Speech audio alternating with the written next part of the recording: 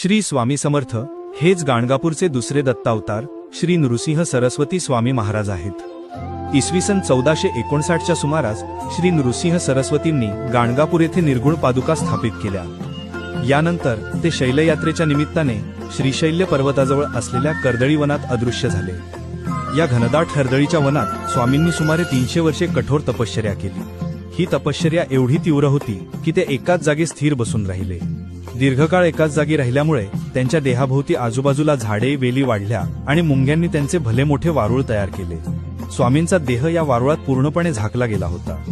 एकदा उद्धव नावाचा एक लाकूडतोड्या कर्दळी वनात लाकडे तोडण्यासाठी आला होता। तो तिथली झाडे आणि ते वारुळ तोडून जागा साफ करत होता। लाकडे तोडत असताना नकळतपणे त्याच्या कुऱ्हाडीचा प्रहार त्या वारुळावर बसला। कुऱ्हाड वारुळावर पडताच वारुळातून रक्ताची धार वाहू लागली। हे पाहून लाकूडतोड्या अतिशय भयभीत झाला। त्याच क्षणी वारुळातून श्री स्वामी समर्थ महाराज जागृत होऊन बाहेर आले। कुऱ्हाड लागल्यामुळे त्यांच्या मांडीला जखम झाली होती आणि रक्त वाहत होते।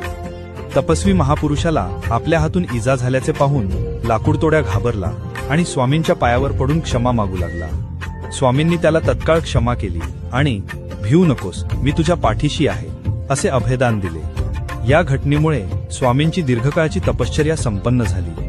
आता त्यांनी लोकांमध्ये जाऊन भक्तांवर कृपा करण्याचे, त्यांना सन्मार्गाला लावण्याचे आणि लोककल्याणाचे कार्य करण्याचे ठरवले।